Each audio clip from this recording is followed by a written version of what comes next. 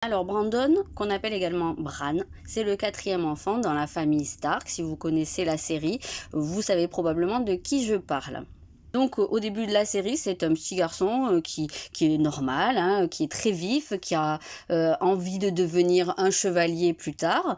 Et sa petite particularité, c'est que lui, il aime escalader les murs de son château à main nue. Ok, c'est son truc. Et à force de grimper comme ça et de se trouver là où il n'a pas lieu d'être, il finit par être témoin d'une scène très déplaisante. euh, pas du tout pour les yeux des enfants, ni pour les yeux de personne d'ailleurs, je dirais. C'est-à-dire un frère et sa sœur jumelle qui sont en plein acte sexuel. Voilà, petit décor posé comme ça, tranquille. Et du coup, il tombe, ou il est aidé à tomber, c'est-à-dire qu'on le pousse quand même, pour pas qu'il aille répéter ce qu'il vient de voir. Et malheureusement pour la personne qui l'a poussé, mais heureusement pour lui, il s'en sort, il survit, mais il reste handicapé à vie et on lui dit qu'il ne remarchera jamais. Par contre, il revient en fait avec un pouvoir assez particulier, c'est-à-dire celui de pouvoir voir tout ce qui a été, tout ce qui sera, tout ce qui se passe à l'heure actuelle. Et en fait, il devient ce qu'on appelle la corneille à trois yeux. C'est une entité en fait au sein de la série.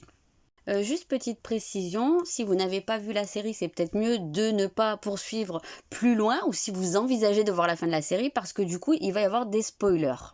Donc on se dit qu'avec des capacités de la sorte, la personne qui les possède pourrait anticiper les choses et faire en sorte que tout se termine pour le mieux dans le meilleur des mondes.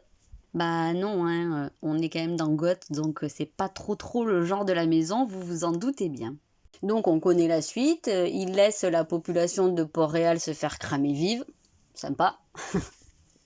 Donc du coup, on peut se poser la question de ce qu'il voit, ce qu'il ne voit pas, est-ce qu'il voit tout ou pas. Mais il y a quand même des éléments qui nous mettent un petit peu la puce à l'oreille.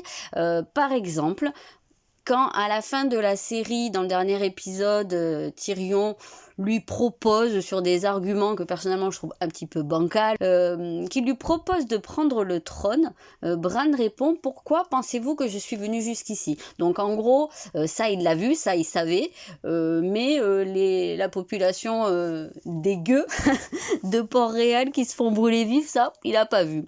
Donc voilà, il y a de quoi douter quand même. Donc on part quand même du principe qu'il voit tout, il sait tout.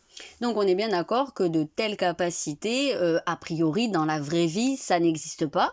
Mais là on est quand même dans une série avec un univers qui est très bien développé, qui est quand même assez bien goupillé en règle générale. Donc ça nous permet en fait de faire un petit parallèle par rapport à la question du libre arbitre. Donc la première des choses, qu'est-ce que c'est le libre arbitre? Eh bien c'est la faculté supposée de l'être humain à penser et à agir par lui seul, donc à décider librement. Alors je dis supposé parce que la notion du libre arbitre fait quand même débat depuis des siècles et des siècles au sein des communautés philosophiques, religieuses, scientifiques.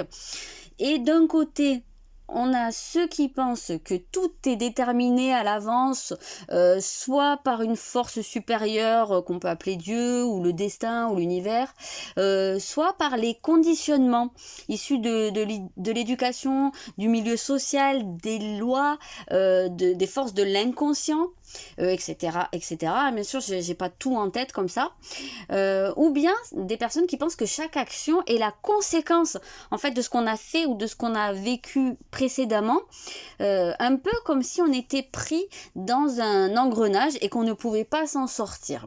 Et de l'autre côté, on a ceux qui estiment que tout être humain doté de volonté et de raison est capable de prendre la responsabilité de sa vie et donc d'être maître de ses choix. Alors la question du libre arbitre, elle est souvent abordée pour tout ce qui touche à la voyance, parce que quand on voit le futur, ou quand on pense voir le futur, c'est quand même une façon de sous-entendre que les choses sont déjà écrites. Et même quand on part du principe ou quand on admet qu'une prédiction n'est peut-être qu'un des futurs probables parmi d'autres, jusqu'à quel point Est-ce qu'on est influencé quand on nous annonce quelque chose? Par exemple, si on me dit que demain je vais avoir un accident de voiture, même si on me dit que c'est pas sûr à 100% et peut-être que c'est même qu'un petit pourcentage de chance, mais quand même, dans ma tête, je vais me poser des questions et il y a peut-être des chances que dans la journée du lendemain, j'évite de m'approcher de près ou de loin d'une voiture. De la même façon, est-ce qu'on n'a pas tendance, dans certains cas, à vouloir coller à la prédiction qu'on nous a faite et donc à modifier notre comportement de manière à ce que ce qui a été prédit se produise, que ce soit de manière consciente ou pas, comme par exemple dans la pièce de Shakespeare, Macbeth, dans laquelle le héros à l'origine est un homme qui est reconnu pour ses qualités morales et qui n'a pas l'ambition de dépasser son rang, et qui, suite à la rencontre de plusieurs sorcières qui lui prédisent qu'il va devenir roi, se met tout d'un coup à souhaiter, à ambitionner d'avoir le trône, et va même jusqu'à assassiner le roi qui est son cousin, un roi pour qui il a beaucoup d'affection, et en fait il finit par devenir fou, tout ça parce qu'on lui avait fait la prédiction. Donc pour en revenir à Bran, on a vu plutôt que, même alors qu'il savait pertinemment que toute une population allait être exterminée, puisqu'il l'a vu, on le sait, il n'a pas jugé bon d'intervenir.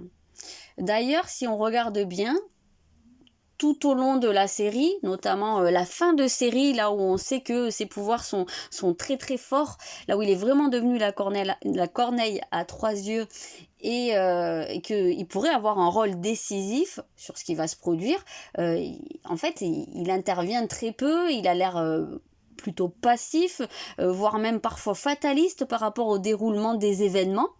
Et il manifeste également clairement son détachement par rapport à tout ce qui se passe autour de lui. On l'a vu plus tôt, il est un peu en mode bah ouais, c'est comme ça, on n'y peut rien quoi. Même au moment où il se retrouve face à Jaime Lannister, celui qui l'avait poussé au début de la série du haut d'une tour, et que celui-ci lui dit regretter son geste, Bran se contente de lui répondre qu'en réalité aucun d'entre eux ne serait ce qu'il est aujourd'hui s'il ne l'avait pas fait. Donc en gros, si on lit entre les lignes, il fallait que Jaime l'estropie pour pouvoir lui-même évoluer, pour pouvoir se retrouver là à ce moment précis et s'apprêter à combattre dans la guerre contre les morts. Donc tout ça en fait c'est très très déterministe si on suit bien le raisonnement. Alors on est en droit de se dire que Bran représente l'impuissance de l'être humain face au rouleau compresseur de la destinée, j'aime bien la phrase quand même, et qu'il serait donc l'antithèse du libre arbitre. Donc ça c'était le point de vue que j'avais du personnage avant de commencer à faire cette vidéo, et puis on me suis rendu compte qu'il y avait une autre façon de voir les choses, parce que peut-être que Bran n'intervient jamais pour dire frontalement il faut faire ceci, il faut éviter de faire cela, ou pour donner des ordres, voilà, il prend pas la place d'un chef, mais quand même, si on fait bien attention, il distille quelques infos par-ci par-là, il révèle la véritable identité de Jon, alors non pas à Jon lui-même, mais il se concerte avec, et le fait de recouper leurs informations leur permet de comprendre quelle est sa réelle identité. Rien que le fait de décider ce qu'il révèle et ce qu'il garde pour lui d'un autre côté constitue quelque part un choix délibéré et donc peut potentiellement modifier le cours des événements. Alors comment choisit-il? Ça reste un mystère. Toi tu vis, toi tu vis, toi tu crèves. Peut-être qu'en fait il reproduit seulement ce qu'il a vu, et ça nous renvoie à l'argument déterministe, ou peut-être qu'en connaissant l'issue d'une situation parce qu'il l'a vu, il peut identifier les paramètres importants et savoir quels sont les leviers à actionner pour arriver à l'issue voulue, comme par exemple donner à Arya la dague qui lui servira à tuer le roi de la nuit. Ce qui nous amènerait à penser que le futur qu'il voit est modifiable, et même qu'il ne voit peut-être qu'un seul futur potentiel parmi plusieurs, ou peut-être tous les futurs potentiels. Mais dans ce cas-là, qu'est-ce qui motive Bran à intervenir ou pas? Alors, à plusieurs reprises, il prétend qu'il ne veut pas régner sur quoi que ce soit et qu'il ne fait plus vraiment partie de ce monde. Et il va même jusqu'à dire qu'il n'est plus Brandon Stark. Pourtant, quand on lui propose de monter sur le trône, il accepte sans hésiter et il déclare même que c'est précisément pour cette raison qu'il est venu. Donc là, quelque part, il y a une contradiction. C'est ce qui nous amène à nous poser des questions. Est-ce que notre petit Bran ne serait pas juste un vil opportuniste prêt à tout pour monter sur le trône? C'est possible après tout, hein. Ou alors, il se peut qu'il ait vu un avenir bien pire que celui-ci dans le cas où la destruction de Port-Réal aurait été empêchée, peut-être. Alors il existe encore une autre manière de voir les choses et en fait c'est celle que je préfère finalement et c'est quelque chose qui est vraiment apparent dans une scène en particulier. I've never been a Stark. It's your choice.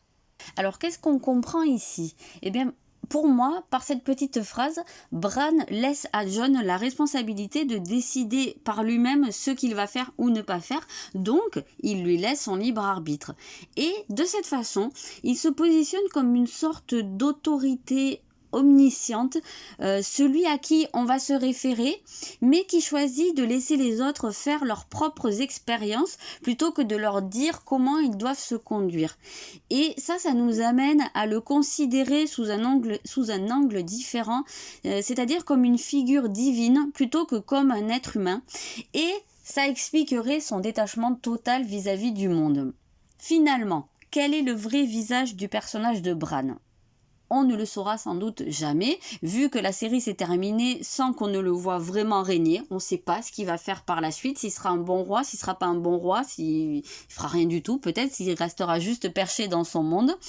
Et il semblerait qu'ici, les créateurs de la série aient décidé de nous laisser le soin d'en décider par nous-mêmes. La question du libre arbitre n'en a donc pas fini de faire débat, à moins que, comme le pensent certains, on en arrive à la conclusion que déterminisme et libre arbitre peuvent cohabiter. Ah bah, ils sont pas trop cassés le bonnet pour le trouver celui-là.